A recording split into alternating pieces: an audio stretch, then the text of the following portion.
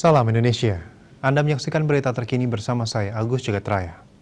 Pemirsa, Gubernur Bali telah meluncurkan Pergub Bali nomor 47 tahun 2019 tentang pengolahan sampah berbasis sumber.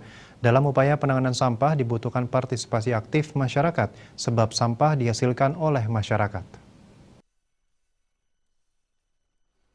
Koordinator Bank Sampah Bali yang juga Ketua Bali Wastu Lestari, Wayan Riyawati mengatakan, Pergub terkait pengelolaan sampah mendorong partisipasi dan gerakan aktif masyarakat dalam mengelola sampahnya sendiri. Sedangkan Bank Sampah mendorong partisipasi aktif masyarakat dari rumah tangga untuk mengurangi sampah.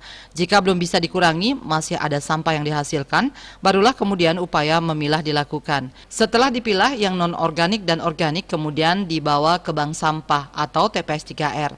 Jika sampah terpilah dengan baik akan memudahkan pengelolaan sampah berikutnya, baik di bank sampah maupun di TPS 3R.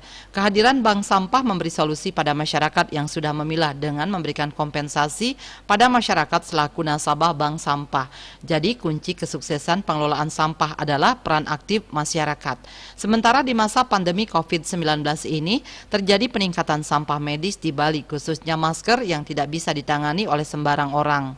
Mengingat sampah tersebut bersifat infeksius, dalam hal ini Bank Sampah berperan memberi edukasi pada masyarakat untuk menggunakan masker kain yang bisa dicuci, dipakai berkali-kali dan tidak menggunakan masker sekali pakai. Direktur Perencanaan Organisasi dan Umum RSUP Sanglah, Dr. Niluh Dharma Kertunati mengatakan, pengelolaan sampah di RSUP Sanglah terutama limbah medis mempunyai SOP sendiri. Jumlah sampah medis sebelum pandemi di RSUP Sanglah sebanyak 800 kg sampai 1 ton per hari. Setelah pandemi meningkat drastis menjadi 1 ton sampai 1,3 ton per hari.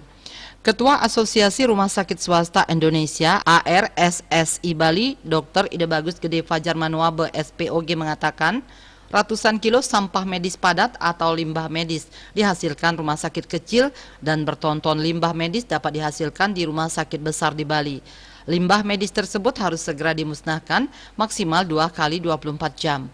Hanya saja Bali belum memiliki pengolahan limbah medis padat yang mampu menampung sampah medis dari 60-an rumah sakit di Bali.